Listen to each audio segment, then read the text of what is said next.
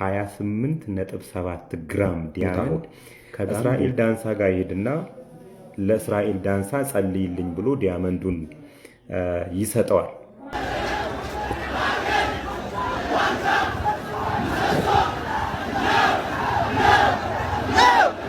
አማራ የሀገር ዋልታና ምሰሶ ነው። እውነት ነው። 10 ሚሊዮን 45,000 ዶላር የሚያወጣ 28.7 ግራም ዲያመንድ ከጋምቤላ ወደ አዲስ አበባ ይመጣል። ቁጥሩን በቅጡ ሰምታችሁኛል። 10 ሚሊዮን 45,000 ዶላር የሚያወጣ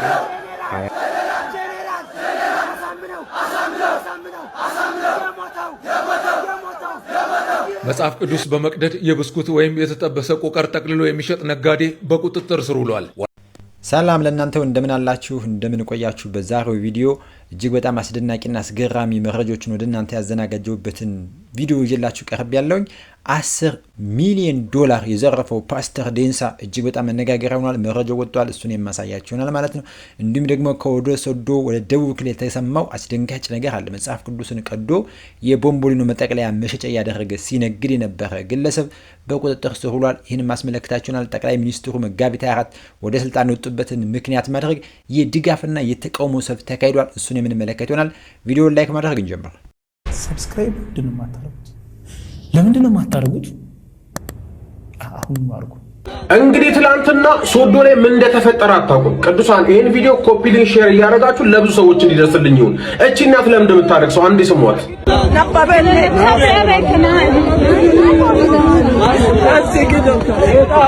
አያነቡትም ወይ? ለኔ አርገው እያሉ ነው የሚያደርሱት።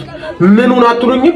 ትላንትና የእስልምና እምነት ተከታይ የሆኑት አቶ መሐመድ ሽኩር ምን ያደርጉላቸዋል? ሱቃቸው ቦምቦሊኖ ምንድነው ብስኩት ቆቀር የለም መጽሐፍ ቅዱስ እየቀደዱ መጽሐፍ ቅዱስ እየገሸለጡ እየጠቀለሉ ለክርስቲያኖች ደግሞ ሊያውቁ ቢሸጡት እንደዚህ ይደረጋል እንዴ?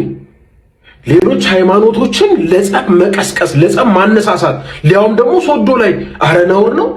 በጋራ የምትኖሩበት በእድር ባልትና የምትገናኙበት ሶዶ ደግሞ ታውቃላችሁ የብዙ እምነት ተከታዮች ያሉባት ከተማ ናት። ሰላማዊ ከተማ ናት። እና ይሄንን ሰላም የሚነሳ ወደ አመጽ ወደ ሁከት ሊያው ደግሞ በዚህ ጊዜ ሆን ተብሎ መደረጉ በጣም ያሳዝናል። በተለይም ደግሞ ክርስቲያን ባለበት አካባቢ እንዴ ሶዶ እኮ ክርስትና ወይም ደግሞ የፕሮቴስታንት እምነት ከገባባቸው የእምነት አባቶች አሉን ከምላቸው ሰዎች የሚገኙበት አካባቢ ነው። ብዙ የእምነቱ ተከታዮችም አሉ።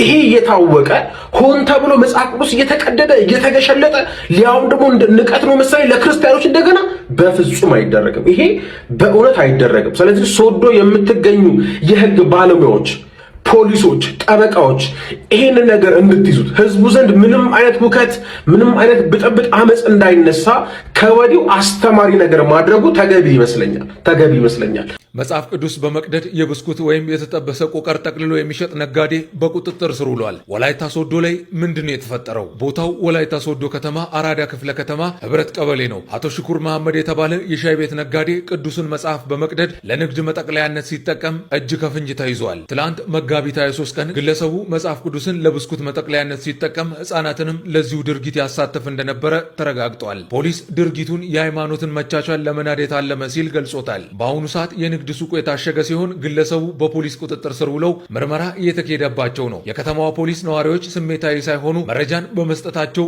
ምስጋናን አቅርበዋል። የህግ ሂደቱን ደግሞ በጋራ የምናየው ይሆናል። እናንተ በዚህ ጉዳይ ላይ ምን ትላላችሁ? ሀሳባችሁን በኮመንት አጋሩልኝ። በብልሃት እንኖር። እጅግ በጣም የሚያሳዝን ጉዳይ ነው። እንግዲህ መጽሐፍ ቅዱስ የሕያው የእግዚአብሔር እስትንፋስ የቃሉ ህይወትን የምናገኝበት ቅዱስ ቃል ነው። ተራ መጽሐፍ አይደለም። ቅዱስ የሚለውም ከማንም መጽሐፍ ያልተለየ ሁኔታ ቅዱስ ተብሎ የሚጠራ መጽሐፍ ቅዱስ ብቻ ነው። በዓለም ላይ በርካታ በሚሊዮን የሚቆጠሩ መጽሐፍት አሉ። መጽሐፍ ቅዱስ የሚባለው ግን ይህ የኦርቶዶክሳውያን የክርስቲያኖች መጽሐፍ ብቻ ነው። ስለዚህ ይህን መጽሐፍ ቅዱስ በዚህ ልክ ቀዶ ለንግድ የማይገባው ቦታ ላይ መዋል እጅግ በጣም ከፍተኛ ወንጀል ነው። ይህ እንግዲህ ተደጋግሟል። ይሄ ያው እንግዲህ ከሆነ ጊዜ ወዲህ የህግ መላላቱን የሚያሳይ ነው። ቅዱሳን ስዕላት ሲሰደቡ ሲቀደዱ አላስፈላጊ ነገር ሲደረግባቸው ህግ ዝም ብሎ ማየቱ ይሄው እዚህ ጋር ደርሷል። ነገም ደግሞ ሌላ ነገር ውስጥ እንደሚሆን እንገምታለን። ነገር ግን በህግ ቁጥጥር ስር መዋሉ እጅግ በጣም የሚያስመሰግን ነው። በዚህ ጉዳይ እናንተ ሀሳባችሁ ምንድነው? ይሄ ምንድነው? ምን ታስቦ ነው እንደዚህ የሚለው? አንድ ነጋዴ ይሄ ጠፍቶት አይመስለኝም።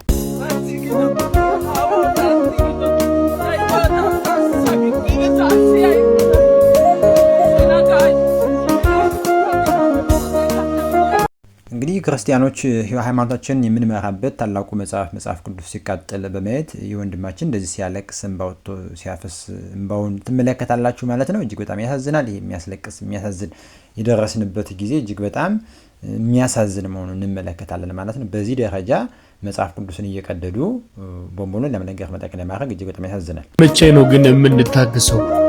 እስከ መቼ ነው ዝም የምንለው? ከዚህ በፊት እንደዚህ ራሳቸውን ሸፍኖ መጽሐፍ ቅዱስን ሲያቃጥሉና ሲቀዱ አይተን አልፈናል። አሁን ደግሞ በሀገራችን በወላይታ ላይ ለ20 ብር ቆቀር ብሎ መጽሐፍ ቅዱስን እየቀደዱ ጠቅልለው ይሰጣሉ። ይህን ቪዲዮ የምታዩ የወንጌል አማኝ የሆናችሁ በሙሉ ለሚመለከተው አካል ሼር አድርጉ። በተለይም በወላይታ ሶዶ ያላችሁ እስከ መቼ ነው ዝም የምንለው? ይሄ ህመም ሁላችንንም የሚያሳምነው ክርስቲያኖች የምንባለው ኦርቶዶክሳውያን፣ ካቶሊክ፣ ፕሮቴስታንት በሙሉ ማለት ነው በክርስትና ስም ሁሉም ስለሚጠራ። ነገር ግን ከዚህ በፊት የኦርቶዶክሳውያን የአምልኮ የምንፈጽምበት ልዩ ልዩ ነገር የምናደርግበት ቅዱሳን ስዕላት ሲቀደድ ሲሳል ስዕል አይደለ ስራ ያውጣው ስዕሉ ለምን ራሱን አላዳንም እያሉ ሲያሾፉ የነበሩ ፕሮቴስታንት ዛሬ በዚህ መልኩ ሲያለቅሱ ማየት እጅግ ደስ ብሎኛል። በእውነት ነው የምላችሁ ስለ ወንጌል የተደረገው ነገር። ስለዚህ እዛ ጋር የሚመለከተውም ያንተ ቆስለው ነብህ ልክ ኦርቶዶክሳውያን ያኔ ስዕሉን ሲሰዱ ፕሮቴስታንቶች ምን ነበር ትሉ ነበር? ስዕሉ ያውጣው ነበር ስትሉ ነበር። እኛ ግን መጽሐፍ ቅዱስ አለ የህይወት ቃል ነው ራሱን ያደን የምንል አይደለንም። ምክንያቱም ህግ እንዲከበር ነው የምንፈልገው። በህግ አግባብ ማንም ሰው የሚያመልከውን ማምለክ ይችላል፣ ድንጋይም ዛፍ ማምለክ ይችላል። ነገር ግን እኔ እጅግ በጣም ስለታዘብኩኝ ነው ትናንትና ስነ ስዕላት ሲሳሉ ፕሮቴስታንት ሲጨፍሩ የነበሩ ሲያቃጥሉ ስነ ስዕላን ጥሩ አረገች ደግ አረገች ማንም መነካሽ እያሉ በፓስተር ደረጃ ስትደገፍ የነበረች ሴት ነበረች። ዛሬ እንነሳ አይበቃም ወይ? እስከመቼ የምንታገሰው ማለት ምን ማለት ነው? ትናንትና ተው ማለት አልተቻለም ወይ? ይህ በእንዲህ እንዳለ እንግዲህ እስኪ ቪዲዮ እንመልከት። ፓስተር እስራኤል ዴንሳ $10 ሚሊዮን የፈጀ ዳይመንድ ሰርቋል ከአንድ ግለሰብ። ወንጀሉ ወይም የፈጸመው በደል ይፋ ሆኗል። እስኪ ቪዲዮ እንመልከተው። $10 ሚሊዮን $45,000 የሚያወጣ 28.7 ግራም ዲያመንድ ከጋምቤላ ወደ አዲስ አበባ ይመጣል። ቁጥሩን በቅጡ ሰምታችሁኛል። $10 ሚሊዮን $45,000 የሚያወጣ 28.7 ግራም ዲያመንድ ከጋምቤላ ወደ አዲስ አበባ ለመሸጥ ይመጣል። ይሄ ሰውዬ ቂጤሳ አበራ ይባላል።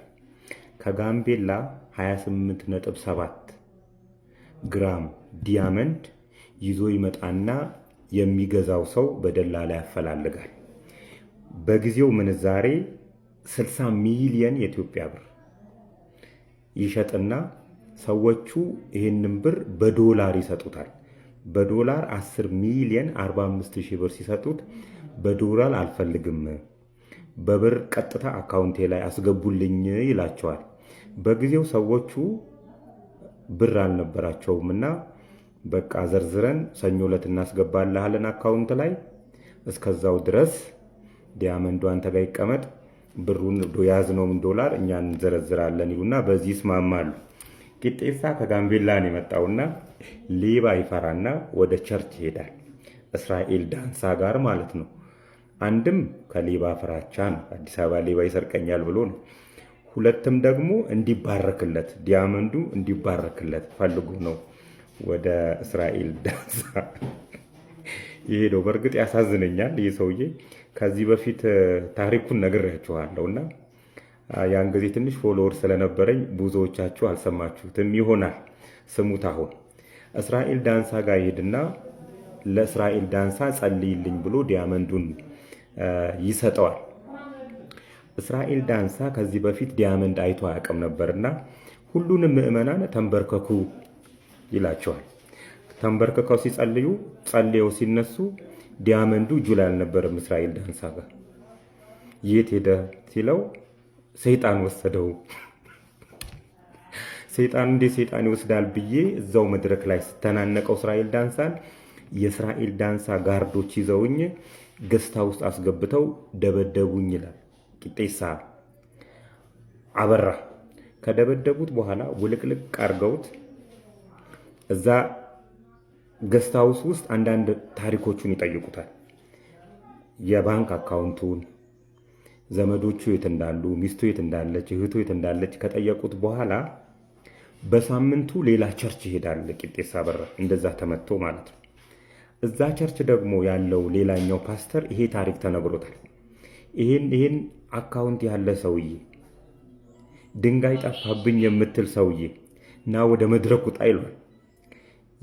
ዲያመንዱን መውሰዳቸው እንትን ሳይል ምን ይሉታል? ዲያመንዱን ጅጅጋ አይቼዋለሁ፣ ሰይጣን ወስዶ ጅጅጋ ነው ያለው፣ እህት ጋ ነው ያለው ይሉታል።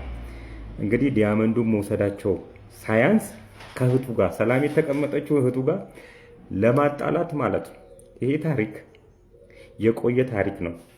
2011 ዓመተ ምህረት ላይ የተከሰተ ቢሆንም አሳዛኝና የኛ እነዚህ የሐሰተኛ ነቢያት ሌብነቶቻቸውን ግልጥ አድርጎ ያሳየ ነውና ኢሳት ዶክመንተሪ ላይ ተጨማሪውን አዳምጡት። ፓስተሮች ይህን ያህል የተንደላቀቀ ኑሮ የሚኖሩት በጣም ውድ መኪኖች የሚኖሩት ዘመናዊ አፓርታማ ውስጥ የሚኖሩት ምን አግኝተው ነው? የት ሆነው ነው የሚባል እንግዲህ ጥያቄው ይሄ ነው። ምዕመኑ ድሃ ነው። ፓስተሮቹ ግን እጅግ በጣም ባለጸጋ ሀብታሞች የናጠጡ ናቸው። ልጆቻቸው ውጭ ሀገር ነው የሚማሩ፣ እነሱ ውጭ ሀገር እንዳፈለጉት ነው የሚመላለሱ። በዚህ ደረጃ እንግዲህ የሃይማኖት መምህር ነኝ የሃይማኖት አባት ነኝ ብሎ አንድን ግለሰብ ብቻ አይደለም እያንዳንዱን በአዳራሽ የሚገባውን ፕሮቴስታንት በዚህ ልክ ነው እንግዲህ የሚያልቡት ማለት ነው። ገንዘቡን የሚመዘብሩት በዚህ ልክ ነው። አንድ ግለሰብ ተመልከቱ፣ 10 ሚሊዮን ዶላር አታሎ አጭበርብሮ በዚህ ልክ እስራኤል ዴንሳ እንዴት አይነት አኗኗር እንደሚኖር ብዙዎቻችሁ ታውቃላችሁ ብዬ ስለማስብ ነው። በዚህ ልክ ነው እንግዲህ እየተዘረፈ ያለው።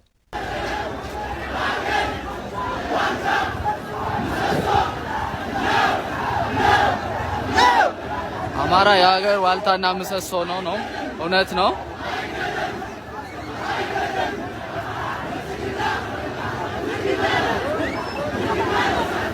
የሰው ቁጥር ከደቂቃ ወደ ደቂቃ እየጨመረ ነው በጣም።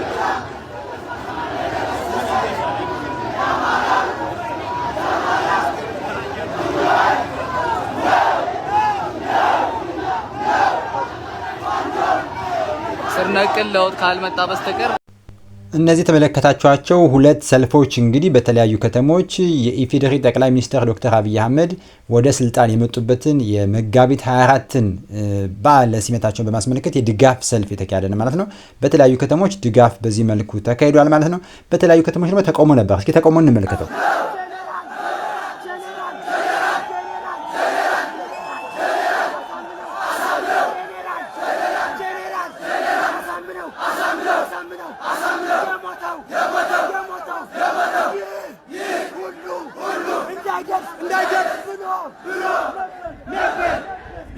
ሀገሪቱን በሚመራው የብልጽግና ፓርቲና የፓርቲው ሊቀመንበር ሆኖ በተሾሙት በዶክተር አብይ አህመድ እንግዲህ በአንድ ሀገር ላይ ሁለት አይነት ትዕይንቶች ተካሂደዋል ማለት ነው።